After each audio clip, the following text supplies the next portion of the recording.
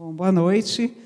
Não tem como eu começar uma fala de hoje sem, obviamente, dizer com muito orgulho que eu sou Cristina Caldas, filha de dois cientistas, né? Linda Caldas e Rui Caldas, que assim que depois se casaram nos Estados Unidos, resolveram voltar para o Brasil. E qual instituição os recebeu? A Exalc. Então, não tem como não reverenciar a instituição que acolheu meus pais, que a partir daí fizeram toda uma carreira tão, enfim, impactante para a ciência, né? E cá está meu pai, do alto dos seus 83 anos, voltando à FEALC, e vocês, enfim, tendo a oportunidade de conviver com ele. Então, agradeço a cada um de vocês pelo carinho por ele também. Então, vamos lá, respirar fundo agora, falar sobre o Instituto Serrapilheira. O Instituto Serrapilheira é baseado no Rio de Janeiro. Nós somos um instituto, uma fundação privada de apoio à ciência. A gente existe por conta da doação de um casal, João Moreira Salles e Branca Viana, que resolveram doar 350 milhões de reais do seu patrimônio para a ciência. Eles são pessoas apreciadoras de cultura, sim, seja pelo que fazem profissionalmente, mas são pessoas que realmente apreciam o conhecimento e as pessoas que geram conhecimento. E isso motivou o casal, o próprio João, que é documentarista, falou que em algum momento a gente precisa de formar mais documentaristas do que matemáticos, e sim, mais cientistas e matemáticos do que documentaristas. Então, daí surgiu a ideia de fazer o Serrapilheira. O Serrapilheira tem 3 programas: ciência, divulgação, jornalismo e mídia e formação. Eu vou falar hoje só do programa de ciência, por uma questão de tempo também. Mas, assim, quem quiser conversar comigo depois das outras iniciativas, será um prazer compartilhar essa ideia. Então, por próximo. Então, assim, o meu objetivo, junto com a minha... Nós somos bem pequenininhos, tá? São só 11 pessoas trabalhando no Serrapilheira. A gente administra um orçamento anual de mais ou menos 22 a 25 milhões de reais. A gente é bem pequenininho, né, comparando com CAPES, CNPq, FINEP. O volume de recursos é muito pequeno, mas a gente é mais um ator aqui no sistema de ciência e tecnologia. Eu, com a minha pequena equipe, eu, Kleber e Michel, nosso grande objetivo é achar cientistas, tá? Identificar cientistas. A gente escolheu por apoiar jovens cientistas. Então, aqui tem o Fábio Santos e a Juliana Ishida, próximo. E também Paulo Teixeira, que está aqui, que é um dos cientistas que, nessa busca por jovens cientistas de excelência, a gente achou o Paulo, um exalquiano também. Como parte do nosso trabalho, a gente busca jovens cientistas que estão propondo grandes perguntas fundamentais. Então, a pergunta do Paulo é: doenças são a exceção e não a regra? Por que as plantas são imunes à maioria dos patógenos? Um tema que familiar a muitos de vocês. E eu coloco aqui que ele acabou, né, fresquinho, um artigo fresquinho, acabou de publicar um review na Cell sobre a área de programa dele. Então, a gente busca por jovens cientistas, apresentando grandes perguntas fundamentais. Próximo. E na nossa chamada de busca de cientistas regular, a gente está focando em jovens que estão exatamente nesse período de início de carreira. Então, o nosso objetivo é dar recursos para que eles possam consolidar suas linhas de pesquisa independentes. Então, o Paulo pode contar, mas o primeiro telefonema que ele recebeu no escritório dele aqui na Exalc foi meu, contando que ele tinha sido selecionado para o grant do Serrapilheira. Então, ou seja, ele tinha acabado de pousar como professor, né, aqui, e é exatamente esse perfil que a gente busca, apoiar naquele momento da carreira que ele está precisando de apoio para se tornar independente, com uma posição permanente. E as áreas que a gente apoia é ciências naturais, matemática e ciência da computação. Projetos originais, ousados e arriscados. A gente tem toda uma pauta sobre risco também. Próximo. E a grande diferença aqui, isso aqui é muito importante para a gente oferece recursos que são flexíveis e, de certa maneira, a longo prazo. Esse longo prazo pode ser discutido, né, porque eu estou achando cada vez mais que 5 anos é pouco prazo, tem que ser mais. Mas, assim, a gente dá 700 mil reais por 5 anos.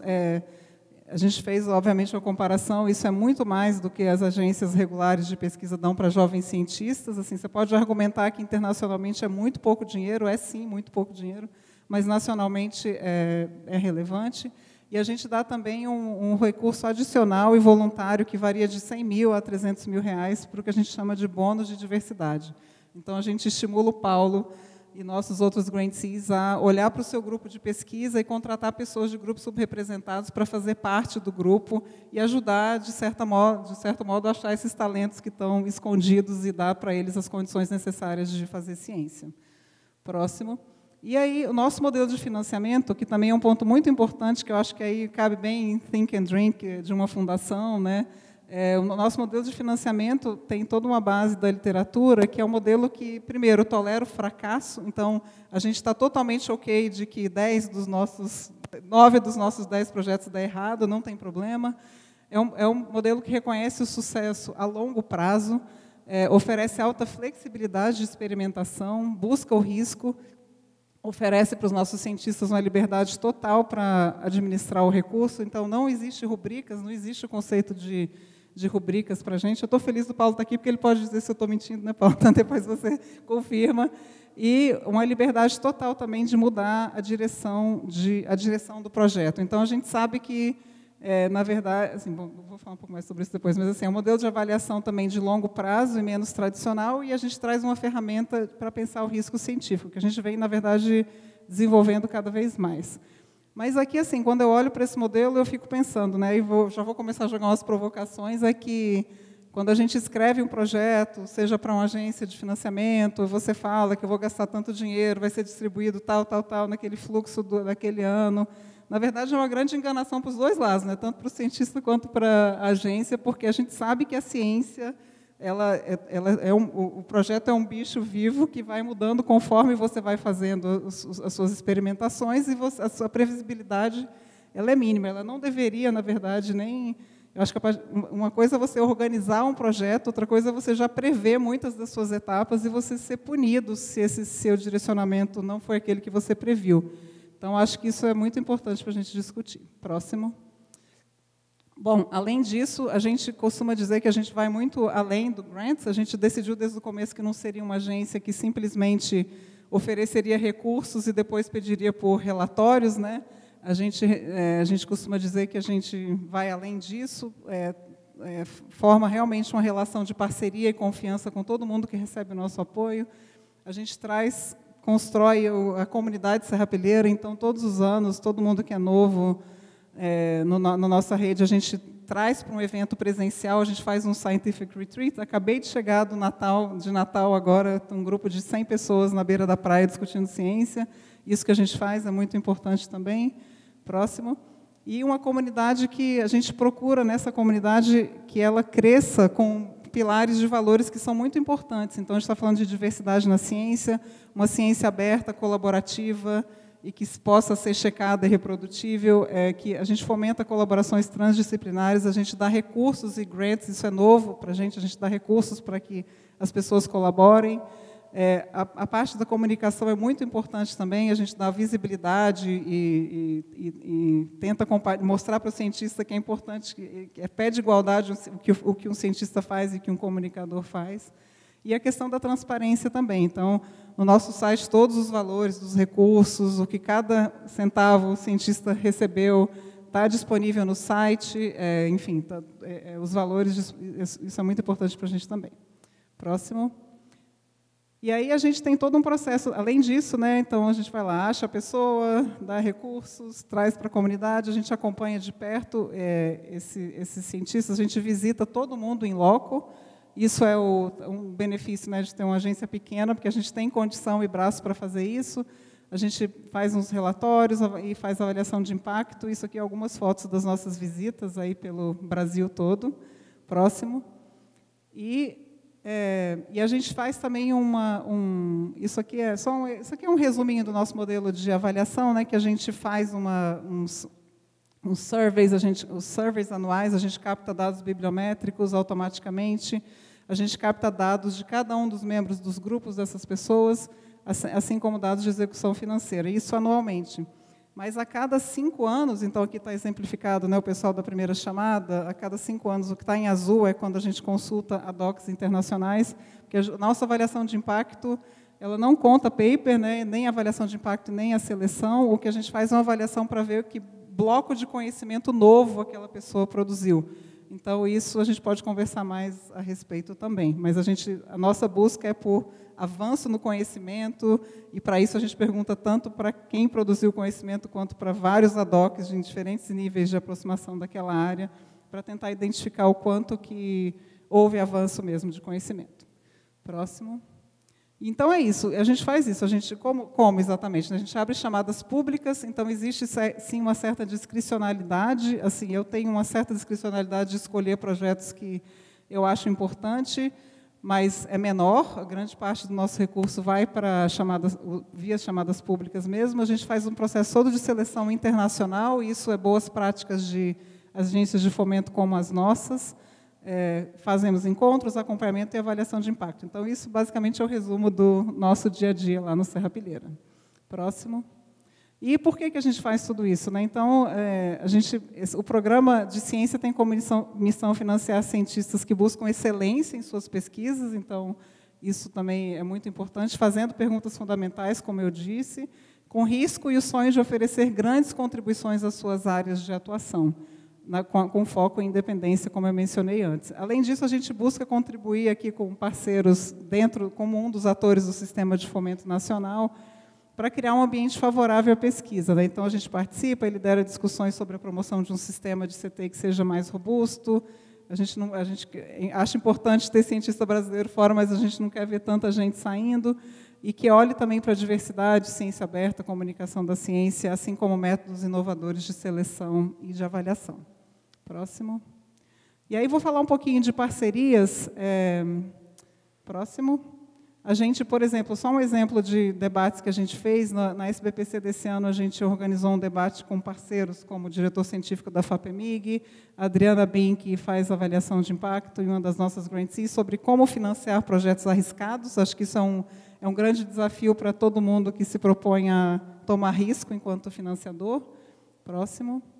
E a gente criou, né, a gente, na verdade, sim, ainda foi baseado em literatura, mas a gente ainda está consolidando um pouco melhor, todo um framework para risco, assim, o que realmente significa risco. Né? Então, a partir do momento que você propõe uma grande pergunta, que seja de alta relevância, né, high reward, mas o alto risco para a gente vem em diferentes momentos da concepção desse projeto, que são sempre escolhas. Né? Então, você propõe uma pergunta e você formula uma hipótese, existe ali um risco de design da hipótese. Então, a gente foi, na verdade, dando conceitos de risco ao longo da metodologia científica. Então, da concepção da hipótese, da abordagem e o próprio risco técnico. Então, assim, isso aqui a gente tem uma série de dados novos sobre isso, mas, assim, basicamente dizendo que os nossos revisores que trabalharam com a gente explica esse conceito de risco para eles, porque a gente sabe que revisores normalmente são alérgicos, né? Assim, tem uma certa tendência a não gostar de tomar decisões arriscadas, e a gente viu que assim, esses conceitos têm sido úteis, mas ainda precisa de um tempo de consolidação, tanto dos candidatos quanto dos revisores, sobre esse conceito. A gente ainda precisa avançar um pouco. Próximo. E outro ponto muito importante que a gente conseguiu na última chamada pública é selar parcerias com uma série de FAPs, de Fundações de Amparo à Pesquisa, com a ajuda também do CONFAP. Então, só para dar um exemplo para vocês, nessa última chamada, a gente está apoiando 32 jovens cientistas, o Serrapilheira está entrando com 10 milhões, na verdade, esse valor aumentou um pouco, agora está quase 12 milhões do Serrapilheira. E as FAPs, por conta da articulação toda que a gente fez, a gente está injetando mais 13 milhões. Então, para a gente considera isso uma parceria de sucesso e a gente quer ampliar. Próximo. Então, só para dar um exemplo, na chamada 5, né, que está aqui do lado esquerdo, a gente recebeu, só para dar um exemplo do fluxo, a gente recebeu 260 pré-propostas, depois a gente convidou 41 pessoas para submeterem propostas completas, e o painel recomendou 22 pessoas que deveriam ser apoiadas. Naquele momento, com o recurso só do Serrapilheira, só 11 pessoas foram financiadas. Por outro lado, na chamada 6, o fluxo foi 249, 57 convidados, 32 recomendados e as 32 foram financiadas. Então, para a gente, isso foi um sucesso, um golaço, porque a gente conseguiu financiar todo mundo que o painel internacional recomendou. Então, um sucesso enfim, para a gente foi um sucesso e a gente quer que esse número aumente mais ainda. Próximo. E aí, mas aí vem também uma questão que a gente aí já entra um pouco nos desafios, né, que é do tema dessa mesa, é que a gente viu como benefício dessa parceria. Sem dúvida, a gente conseguiu apoiar um número maior de cientistas, como eu mostrei. Por outro lado, tem esse desafio da flexibilidade no uso dos recursos, que os nossos cientistas, assim, eles falam como tem sido importante poder usufruir de uma altíssima flexibilidade e agilidade. E a gente sabe que as FAPs, por estarem outra legislação e ser dinheiro público, é outro jogo, né, que se joga aqui, mas a gente acha que tem uma oportunidade de desafio aí para, enfim, é um grande desafio. Eu estou bem assustada, para falar a verdade, mas acho que vai ser. Vamos ver o que a gente consegue fazer. Vamos em frente. Próximo, por favor. E aí eu queria falar um pouco sobre diversidade na ciência, porque tem a ver com uma chamada recente que a gente lançou e que foi, sem dúvida, a experiência profissional mais marcante que eu já vivi. Eu até escrevi um artigo na Folha sobre isso e eu queria compartilhar com vocês porque é algo novo e que foi realmente muito marcante para mim. Próximo. A gente lançou essa chamada em parceria com a FAPESP, com a FAPERJ, do Rio de Janeiro. Aí eu deixo aqui minhas saudações a quem tem coragem, para o Gerson, que foi presidente da FAPERJ, porque foi corajoso, né, ele ter aberto essa oportunidade de fazer uma chamada exclusiva para pós-docs ecólogos negros indígenas. Então, pode até ser que isso tenha acontecido outra vez na história do Fomento Nacional, em algum momento, mas recentemente não aconteceu. Eu não posso dizer que isso nunca aconteceu, porque a gente não fez essa análise muito completa, mas eu posso dizer que, nos últimos anos, isso não aconteceu. Então, a gente lançou essa chamada para pós-docs negros indígenas, próximo. E assim, qual que é o contexto, né? Acho que 56% da população brasileira é de pessoas negras, 43% de pessoas brancas, 1% de pessoas indígenas e pessoas amarelas. E, ao longo desses últimos anos, os cientistas do Serrapilheira é só 12%.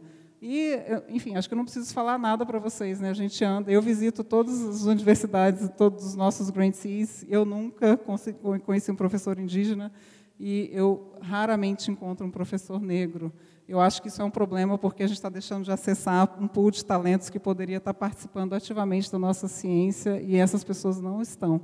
Então, por conta disso, próximo, a gente fez essa chamada em parceria com a FAPERJ, que, na verdade, assim, ela vincula... Eu acho essa frase assim, eu acho bonita, então vou ler ela, que ela vincula a grandeza da ciência brasileira ao crescimento do número de professores e pesquisadores negros e indígenas na academia. Então, aqui é um apelo para que a gente precisa visitar as universidades e não ver mais só pessoas brancas como professores. Com essa chamada, a gente afirma a confiança nos resultados de uma ciência representativa, apoiando a pesquisa em ecologia e a formação de jovens talentos de quem depende o futuro do país. Próximo. E aí, bom, passa aqui isso aí, eu não tive tempo de traduzir, não vou falar, mas basicamente a pessoa ganha bolsa e recursos para valer para pesquisa, então também ganha... A diferença dessa chamada para pós-doc é que eles estão recebendo 700 mil da FAPERJ e 100 mil do Serrapilheira, então não é só bolsa, é um pouco como o JP da FAPESP, né? Próximo. E aí, assim, para mim, isso aqui... Aí vem a parte que foi muito marcante para mim, é que nas conversas, quando a gente estava pensando nessa chamada, fora todas as resistências que a gente teve que superar, eu ouvi muitas vezes assim, você não vai achar, essas pessoas não existem, foi a frase que eu ouvi de maneira recorrente. Aí eu conversei com o meu chefe, com o Hugo, todo mundo, eu falei, vocês topam, eu acho que essas pessoas existem, vamos correr o risco, vamos. Essas pessoas existem, sim, a gente recebeu 129 pré-propostas, dessas 129, 68 mulheres, 61 homens, 8 indígenas, 121 pessoas negras, de 8 nacionalidades. A gente convidou, dessas 129, a gente convidou 28 para mandar propostas completas e a gente selecionou, na verdade, o previsto era selecionar 8, mas a gente selecionou mais, porque elas eram muito competentes, então elas existem e são de excelência. A gente selecionou 12 pessoas e vamos pagar 3 pessoas com os recursos nossos discricionários. Próximo. E são elas, essas são as pessoas. Elas existem de verdade, é o Brasil profundo, nossa cara, né? Essa é a cara do Brasil. E essa foto foi tirada tem 3 dias lá em Tibau do Sul, no Rio Grande do Norte. Essas pessoas são incríveis, foram super bem avaliadas, com ideias, enfim, ousadas. E se não fosse uma chamada como essa, o nosso encontro que a gente vem realizando nos últimos tempos, ele não teria esse pedaço dessa cara do Brasil, ele continuaria sendo majoritariamente de pessoas brancas. Próximo. E aí eu termino, né, com, bom, ainda tem um pouquinho mais de tempo, mas a última, juntar tudo isso aqui e pensar um pouco com vocês sobre desafios e oportunidades, que foi o que eu combinei de falar aqui com a Paula, com o pessoal. Mas aí, próximo, por favor.